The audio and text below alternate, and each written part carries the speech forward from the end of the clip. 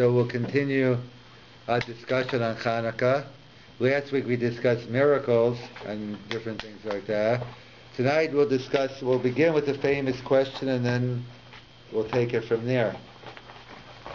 So Channukah is a post-biblical holiday, as opposed to Passover, Pesach, Sukkot, Shavuos, the three biblical holidays, Rosh Hashanah, the New Year, Yom Kippur. Those are all biblical holidays. We open up the Chumash. Rosh Chodesh. Rosh Chodesh is also biblical, that's correct. That Rosh Chodesh is the new month, that we bless the month and we start counting. Like we have our own calendar. So the new month as well, Rosh Chodesh. Those are all biblical holidays. However, in Judaism, we also have rabbinical holidays and also holidays from the prophets. So usually when we talk about Channukah, we usually talk about its sister or brother, colloquially Purim. Purim is also a holiday not found in the Bible. However, the truth is that there is a difference between Purim and Channukah.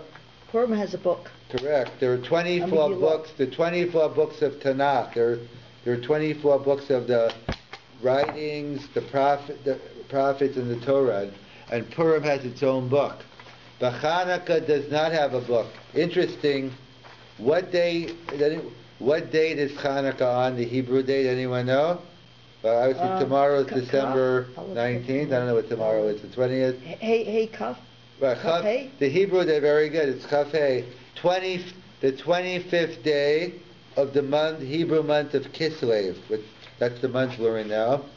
So that's what the word. So the mean Channukah literally means Chanu. They rested on the 25th. In other words, after they finished fighting the war with the Syrian Greeks, they rested from the war and then they celebrated.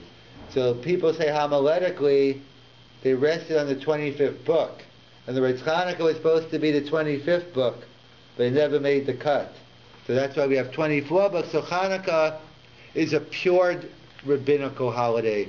Purim, at least, it has its own book and it's in the books of writings. But Channukah came after that. So even though on our calendar date, it's first Channukah we're celebrating now, and then in a couple of months we're celebrating Purim, the holiday a month before Passover. But in terms of historically speaking, Purim happened first, and then Channukah happened later.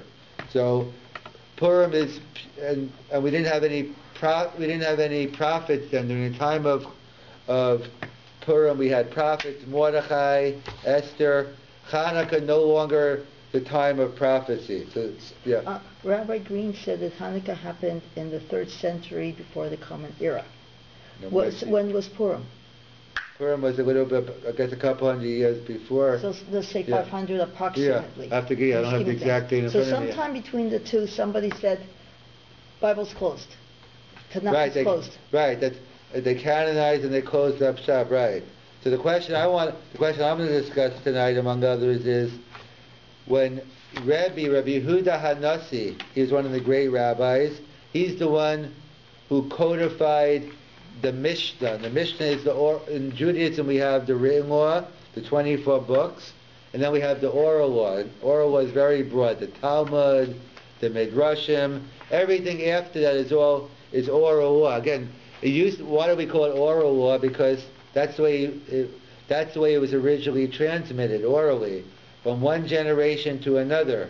But it reached a stage where if they didn't put it into print, it was going to be forgotten. So therefore, Rabbi had no choice but to codify it. He didn't want to. He was reluctant to codify because once you put something in print, it loses the type of dynamic you have when you're talking, discussing things. Once it comes into print, so he was reluctant to put it down, but he had no choice. So he wrote down the Mishnah. We have the Talmud, all these things. So it's interesting to note that Purim has a whole tractate. It's called Maseches Megillah. There's a tractate on Purim, it's called Megillah, and you have a whole chapter on Purim. Yet, if you look, there is no tractate on Channukah. The question is, why not? Why is it Channukah happened before Rabbi codified the Mishnah, So how come if when Rebbe was writing down the Mishnayos, why didn't he mention Chanukah in the Mishnah? We find mention of Purim, but Chanukah is conspicuously absent. And the question is why? Why in the world did he leave it out? I should say he didn't leave it out totally. It doesn't get any significant mention. It's mentioned in passing. Parenthetically, it says, you know what? You have to read the Torah on Chanukah. It's a holiday. That's what the Mishnah says somewhere else. And another place it talks about a laws of damages, that during those days they used to walk around with camel and flax on the top of the camel. And it just said you have to be extra careful on Chanukah because people are lighting candles outside. That's where they used to light the candles. And you have to be very careful you don't catch the flax on fire. But purely incidental comments about Chanukah, nothing about the essence of Chanukah. So the question is, why was it left out of the oral law? Why was it left out of the Mishnah? The Talmud has 3 pages on it. You know where the Talmud talks about it? When in the Talmud on Shabbos, when it's talking about, we all know we light Shabbos candles. So it says if you light Shabbos candles, it tells you what type of candles, what type of wicks you should use. And then it goes on to a 3-page discussion on Chanukah. That's the connection. It talks about the oils and wicks, and it goes on discussing it a little bit. But it's only a couple of pages, and it's not mentioned at all in the Mishnah, very little, and the Talmud seems to have very little on it. So why is it that it was left out of the Talmud, and left out of the Mishnah for sure, and left out of the Bible, the Mishnah and the Talmud? So they point out. So we'll have a couple of answers. Answer number 1 is a historical answer. That not that long before Chanukah was the Bar Kokhba rebellion. In history there was a whole Bar Kokhba rebellion. At one point Rabbi Akiva thought he was the Messiah, and there was a whole big rebellion, etc. And they were squashed. A lot of Jews. Rabbi Akiva's 24,000 students were killed, etc. So one answer is, historically speaking, they were afraid to put it down because what does Chanukah represent? The minority beating the majority. These Chashmonam, these Maccabees. Oh, what do the Jews want to rebel against us? It was it was fresh in the mind. Right after the Bar Kokhba rebellion, they were very sensitive to what the censors and what the Romans or whoever were around at the time are going to see, and they might take, if Rabbi decides to expound on Chanukah, they might take it as a call to war, like he's getting the troops ready and to remember and to go ahead. So therefore, someone to point out it should have been put in, but for historical reasons, because not to endanger the Jews and other things, therefore it was wise to only mention it in passing, not that the Gentiles, the government at that time, should not take it as the Jews are looking to rebel and take over the country. So that's one possible answer why it was left out. Another possible answer why it was left out is based on what Maimonides says somewhere else. Maimonides is one of the great medieval scholars. He has, what also is left out of the Mishnah, the oral law? The mitzvah of talis and tefillin. Talis is like the prayer shawls we wear during prayer. That's why they're called prayer shawls. And tefillin, phylacteries, you put on in the morning during the week. Tefillin and talis are left out of the Mishnah also. So my mind is, you know why it was left out?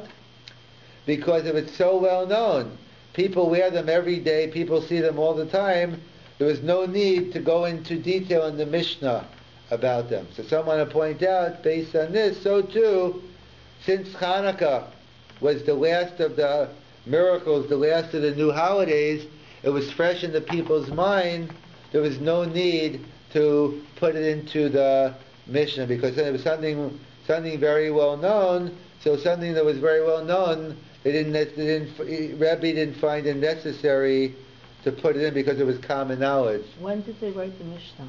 Yes, that was around 240, a couple. In the Common Era. Yeah. Okay, somebody wrote 4 books of Maccabees in Greek. Right. in the part of the Catholic Bible. Somebody wrote these things. No, Somebody right. not of our faith. There were books. We have books There like are 4 books of Maccabees, yeah. which are not canonized by us. Right, it never made the cut in terms of... So if somebody wrote it down. Yeah, I know, but I'm saying it's not... No, there are books, but it's not in our 24... It's not recognized... Doesn't in our mean, 24. Correct, Right. doesn't mean... Well, I mean... Doesn't mean that everything in there isn't true or not true. I'm just saying... There is a second story of Purim. Right. One that overemphasizes Mordecai and underemphasizes Esther. That also didn't make the cut. Right. That's what I'm saying. There's Purim with the additionals. Right. Yes, I'm just saying. Right. So we have to sit down and go over and see. There's a discussion on who wrote it, and then in terms of if we think the facts are accurate. The fact something doesn't make the 25 books doesn't mean it's a bad book and it's wrong. There are different criteria why they put it in. Based on divine inspiration. Probably we don't know exactly why, but the fact doesn't make a book doesn't mean it's a bad thing. It just means it doesn't fit into something that has to be for future generations. So Susanna's okay? The story of Susanna? I mean, I don't know this book. I don't know it that well. I mean, it's right after Daniel. Right. No, I'm saying no. I've heard about. I don't really. I mean, I've heard about. I haven't really gotten into it to know exactly. I have to sit. We'd have to sit there and go over different points. It sounds like regular Torah. It sounds like one of the prophet books. Yes, I have to. I can't comment. I don't know enough about it, but it's definitely, it's definitely a valid point. So that's the second answer. A3, a third approach is that why he was left out, because we have a mitzvah in the Torah to appoint a king. And and then there's limitations when and what, but there's a mitzvah of appointing a king, and we have a rule. It's a verse we're going to read at the end of Genesis. Will Yasser Shevet mi Yehuda, that the kingship does not leave from the tribe of Yehuda, and the Chashmonaim, they were priests, they were Kohanim. So there's a special prohibition for priests to take on the kingship, as well as the fact that they weren't from the right tribe. So therefore, they did it. So Nachmanides, also a medieval scholar, not Maimonides, Nachmanides, he says that even though the Maccabees were great people, and without them Torah would have been forgotten if not for them keeping the tradition and teaching everyone. Nevertheless, they did a terrible thing. They took over the kingship, and that's why he says we find that families were destroyed. That we have there's no. The Maccabees were priesthood, were Kohens? Yeah, they were all priests. So it says. So there weren't any Judas left? No, or maybe there were, but they didn't, or they took. There were no descendants of David known. Right, exactly. No, didn't step forward. No one came forward who wanted to take on the kingship. Right. So they point out that so on their level they did a terrible thing. They took over the kingship, and therefore it says anyone who claims they're from the family of the Maccabees, either they're lying, or they might have been a slave in their house. But whatever the reason, the whole family was destroyed later on. So we see, according to Nachmanides, it was a bad thing that they took over. So not to embarrass the Maccabees, Rabbi was also a descendant from Shevet Yehuda. So not to embarrass the Maccabees, and also so therefore he left it out. He didn't want to publicize. If you put it in the Mishnah, it's going to publicize it. Everyone's going to read about it, and it'll be an embarrassment to the great family. So to avoid the embarrassment, he left it out of the Mishnah. That's how some suggest. That's a third possible explanation, that the Maccabees sinned and hence it was left out. However, according to Maimonides, the one we discussed before, he disagrees completely with Nachmanides. He says it was a good thing that they took over. In fact, he calls it a salvation. In fact, I think you read it. I don't know if he read it in here, but it's right over here. If he did that part, the Rambam Mishnah Torah Laws of Channukah 313 in the era of the Second Temple. It's no. We never read it. Okay, so we could do it right now. I'll read it over here, number 4. Roman numeral. In the era of the Second Temple, when the Greek kingdom issued decrees against the Jewish people, attempted to nullify their faith, refused to allow them to observe the Torah and its commandments, extended their hands against their property and their daughters, and entered the sanctuary, wreaking havoc within and contaminating the pure items.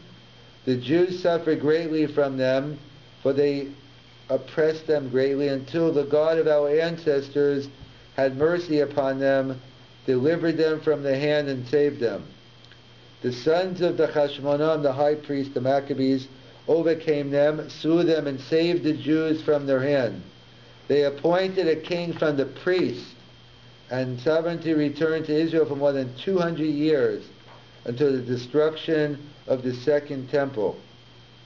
When the Jews overcame their enemies and destroyed them, they entered the sanctuary, the 25th day of Kislev.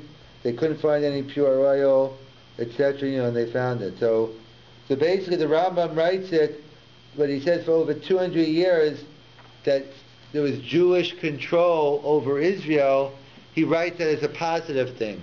So according to Maimonides, he's praising them. He's saying it was great, and over 200 years we had Jewish control of Israel. So there seems to be a major dispute between Nachmanides and Maimonides. Did the Maccabees do the right thing or not?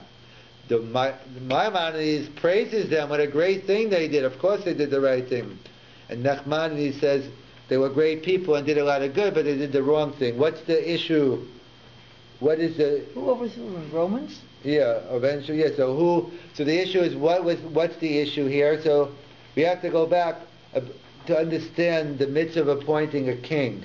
Why was there's a discussion in the Talmud, the commandment to appoint a king, is that mandatory or optional? Is it like kosher I have to keep, Shabbos I have to keep, it's mandatory? But is appointing a king something I have to do, or if I feel like doing it I could do it, but if I don't want to I don't have to? So that's a dispute in the Talmud. So that could be the dispute here. Maimonides learns it's mandatory. When the Jews enter the land of Israel, one of the things they have to do is appoint a king. So that's Maimonides' opinion. You have to appoint a king. So if you have someone from Shevet, the tribe of Judah, around, then they'll get it. But if there's no one around from them, then whoever's the next best in line, whoever can do the job, you have to have a king. So therefore, if they can't do it, then the priests do it.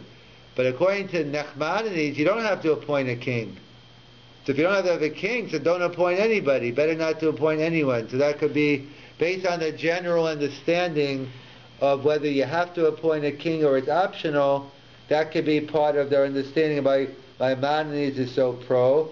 He said you have to appoint a king. They didn't do anything wrong. Ideally, we would pick a king from a different tribe, but they're the only ones available, so it was great work. And Nachmanides says no, it's optional. So if you don't have to, don't do it. So according to Maimonides, it was a good thing that they did it. So then we need another answer then, because obviously it's not. So that's the reason to mention it. To mention it because show how great they are. So according to Nachmanides, it's left out because it's embarrassment to them. But according to Maimonides, why not mention it in the Mishnah? We want to praise them and say how great they are. So we'll come up with A4. A fourth answer to this question is from Rav Soloveitchik, who was one of the great rabbis of the past century. It was Rabbi Mordechai Green, the older Rabbi Green's, his Rebbe in Yeshiva University, probably 50, 60 years ago. And I also studied in Yeshiva University in the 80s. He was still there, but it was more at the end, like he wasn't as well anymore. He came in a couple of times a week, but I didn't really, I heard a couple of classes from him, but I really couldn't understand them. I mean, it was hard for me to understand, forget about the content, that I probably wouldn't understand either. I couldn't understand his accent.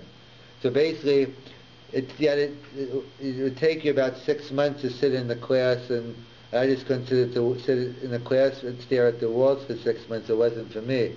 but I'm sure what he said also, I don't know if I would understood either, but actually, so I heard from his students, so I heard a lot of the teaching, so I didn't really hear that much from Rabbi Soloveitchik directly, but I studied under his students, so I heard a lot of things from his students. So he gives a beautiful answer on this question.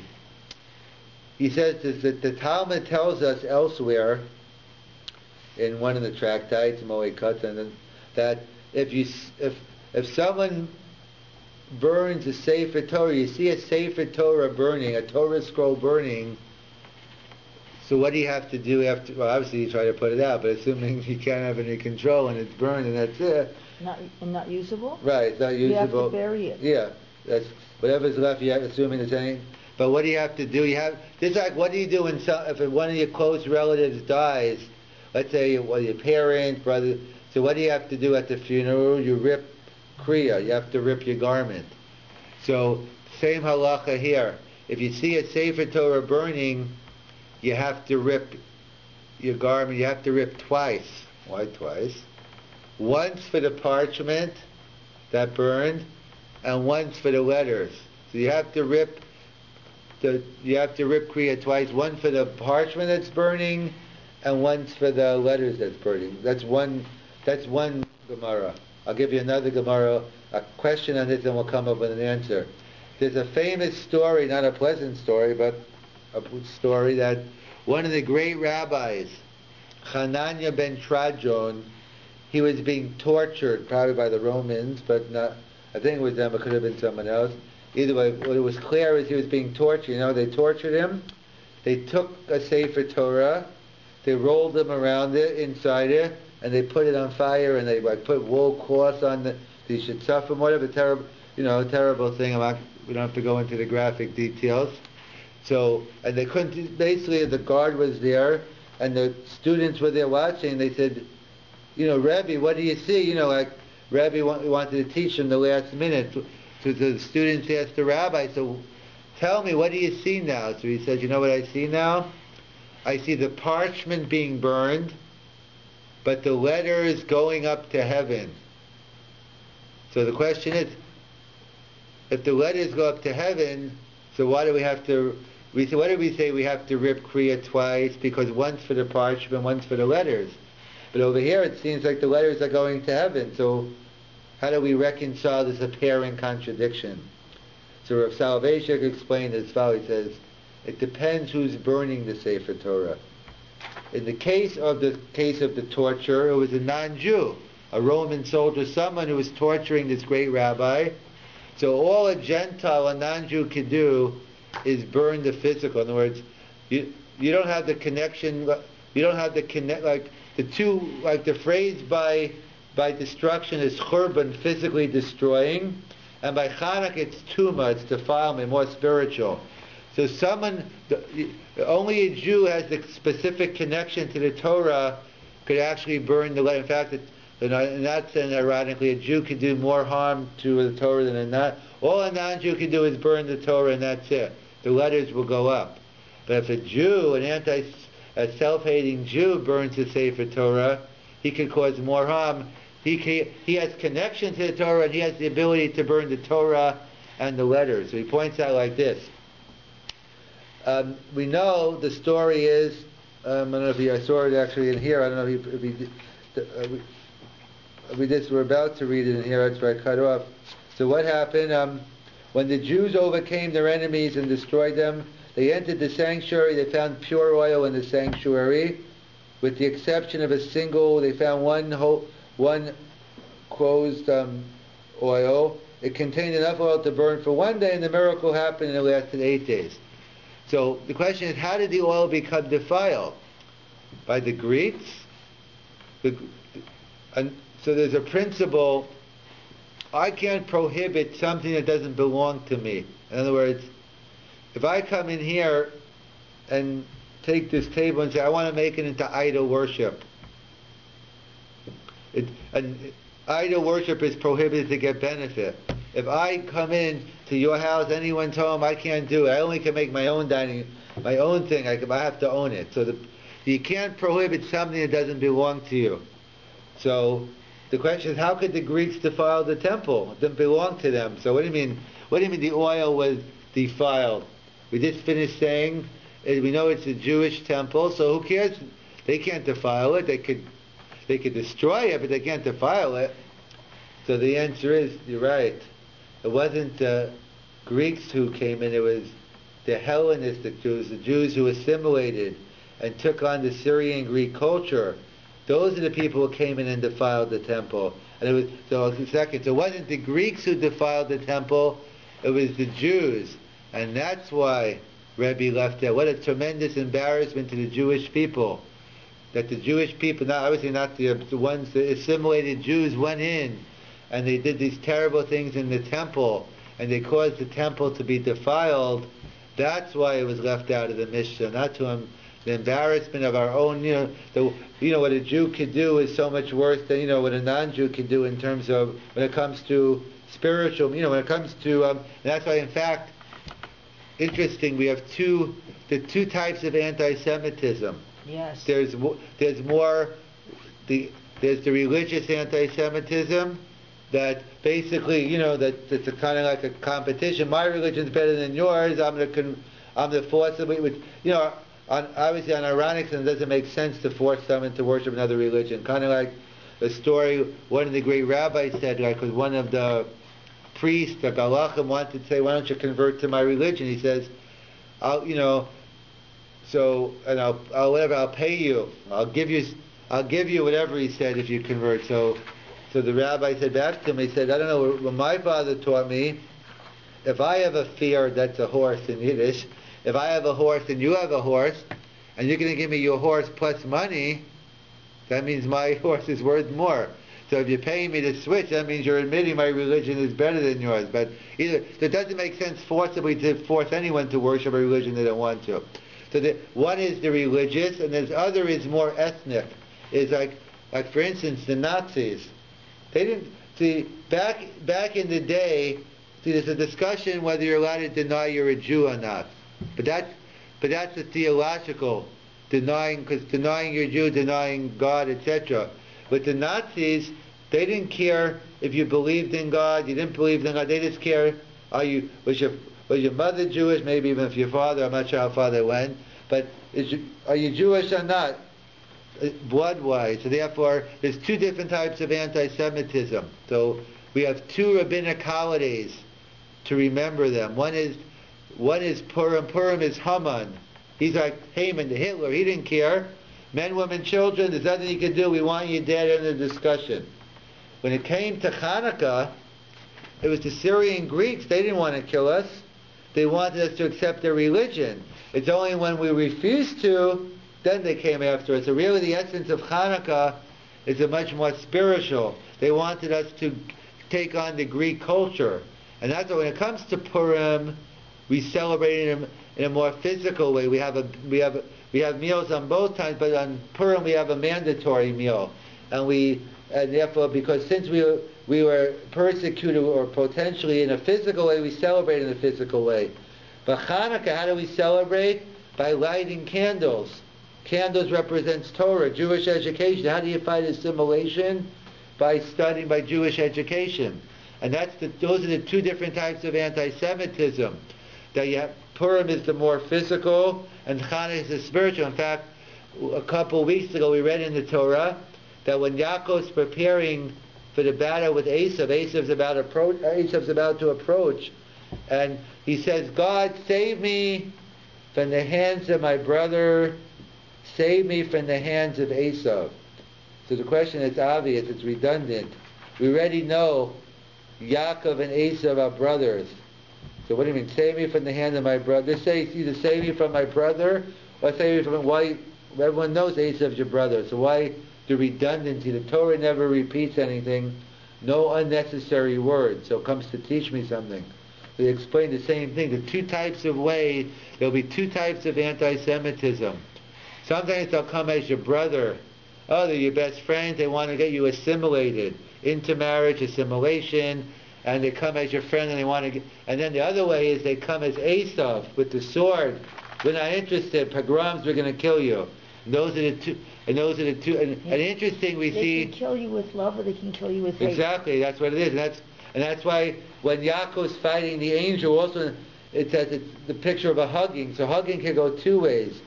Hugging, you can hug someone to death, and hugging it could be like a wrestling. And that's exactly what it is. Yeah. And in fact, we see, and he said, "Save me from my brother first," because even though it's much physically it's much worse to live through pogroms, basically.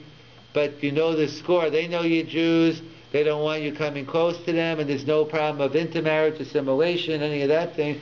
So obviously it's not a good situation, but bottom line, it doesn't affect the long-term Judaism. Is they're going to have pogroms, so they might kill some people, but basically everything stays on. But when it comes to as a brother, when they come to assimilate you, then if you convert in that, that's long-lasting. That's you, your descendants, and everyone else after aren't going to be Jewish anymore. So those are the two schools, two types of anti-Semitism. And Channukah was celebrating we're not celebrating it. They were celebrating how to deal with it. That if Channukah was the religious one, so we have to turn back to Jewish education. We light the candles. The Torah light, fire represents the Torah, and that's how we try to fight anti-Semitism or assimilation. We should say anti-Semitism. We don't have any control of. Assimilation we have some control over, and therefore, so that's why he left it out of the Mishnah, because it was an embarrassment to the Maccabees. Not to the Maccabees, embarrassment to the Jews, the secular Jews who went in and defiled the temple. That's why it was left out of the Mishnah. That's A4. I want to suggest a fifth answer. One more answer. So all these answers are explaining why it really should have been in, but let's say the first answer, historically speaking, you know what? Well, they were afraid to put it in because it looked like we're revolting against them. Or A2, it was common knowledge, no need to put it in. A3, it was an embarrassment to the Maccabees, that's why we left it out. A4, an embarrassment to us, it was the Jewish people who went in and defiled the temple. A5, I'm going to explain why Rabbi specifically didn't want to put it in. In other words, even if he could have put it in, I'm going to say why he deliberately left it out. It wasn't coincidence. He deliberately left it out. And that's what we'll explain now. The Talmud tells us that Purim was the last of the miracles. So the Gemara asks, what do you mean it was Purim was the last of the miracles? Haven't you heard of Channukah? Channukah happened after Purim, and we had many miracles in Channukah. So the Gemara answers as follows, at least according to some. Purim was the last of the written law miracles. It's 24 books. Channukah was the beginning of the oral law miracles. Of course, so we have to understand, what does that mean? What's an oral law miracle and what's a written law miracle? Channukah is the beginning of the oral law miracles, and so what does that mean?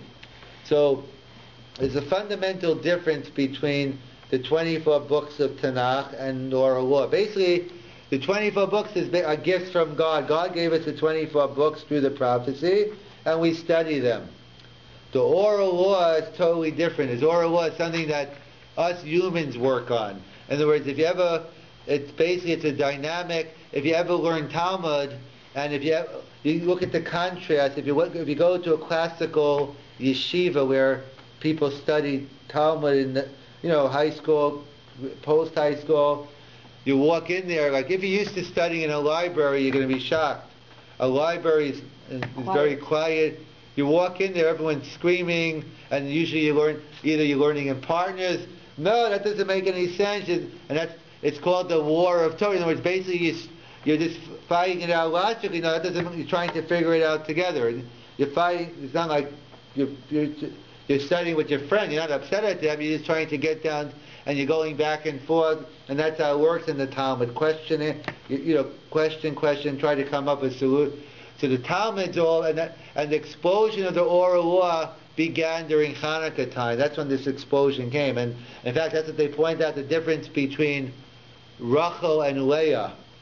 Yaakov's two wives. That basically Rachel, Jacob worked 14 years. Basically, he thought he was marrying Rachel, so he worked 7 years. Then he found out it was Leah. He had to work. Basically, he worked 14 years for Rachel, and Leah was a gift. Leah, they represent is like the written law, basically it was a gift. And Rachel is like the oral law, or the difference between the first temple and the second temple. The first temple, we had everything, all prophecy, all the other things, basically it was all from God. The second temple we were lacking, we had to try to bring things from ourselves. So the difference is the written law is basically from God, and the oral law is from us.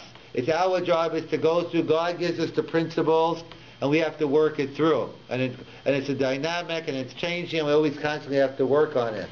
And therefore, that's why Rabbi specifically left it out, because he wanted it to remain oral law, because the whole greatness of the oral law is dynamic. Once you put something into print, it becomes more confined and more formal. The Rebbe specific, because Channukah represents the beginning of the oral law miracles, the beginning of the explosion of the studying of the oral law, and therefore specifically he wanted to leave it oral, and he didn't put it into print. And that's why Channukah, of all holidays, unless you do something, you can go through 8 days of Channukah and not feel anything. It's a day where you go to work. It's not like it's Shabbos. It's a Yontif where you're going to synagogue all day. It's a regular weekday. You work. Hopefully you're lighting candles at night, but that's it. If all you do, you get home, you're exhausted, you make the button and that's it. You're not going to get much out of it. And of course, latkes, dreidel, and all that. The point being is, Channukah more so than any other holiday, it's the more you put into it, the more you're going to get out of it. That's true in anything in life, but specifically here. And that's why it says, they write, when you're having a Channukah meal, you should have different Channukah songs and have words of Torah, because it says you should raise the Channukah meal into a Sudas Mitzvah, into a great meal in terms of that. So the greatness of Channukah is like anything in life. Easy come, easy go. The more you put into something, the more you get out of it. And that's why Channukah was left out. It was left out because it's the explosion of the oral law. We specifically wanted it oral, and therefore that's why it was left out. So that's our fifth and final answer. To summarize, we have A1, historically we were afraid, so we left it out. We didn't want to start up, look like we're making a rebellion. A2 was, it was common knowledge, so maybe Rabbi felt there was no need to put it in there. A3, working with Nachmanides, that the Maccabees made a mistake. They were priests and they should not have taken over the kingship. Not to embarrass the Maccabees, so we left it out of the Mishnah. According to Maimonides, it says it was a good thing that they took over, so why was it left out of the Mishnah?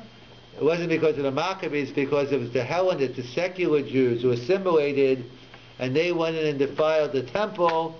Therefore, that's why it was left out of the Mishnah, not to embarrass the Jewish people. And the fifth one is, it was left out because it's symbolic of the oral law. And the oral law is, the more it's man's effort, the more we put in, the more we get out of it, and that comes up the most in the holiday of Channukah, which is basically a regular day for us to feel the sanctity of Channukah, to feel inspired by Channukah. You have to put the effort. By Shabbos, but it's true by all holidays, but at least by other holidays, it has some inherent sanctity. By Channukah, is the more you need it even more so, than the more you put in, and also because that represents what it's all about. It's the working, and that's why it's a special time for lighting Hanukkah candles and studying more Bible, and obviously studying oral law would be a good thing also, since that represents the holiday of Hanukkah.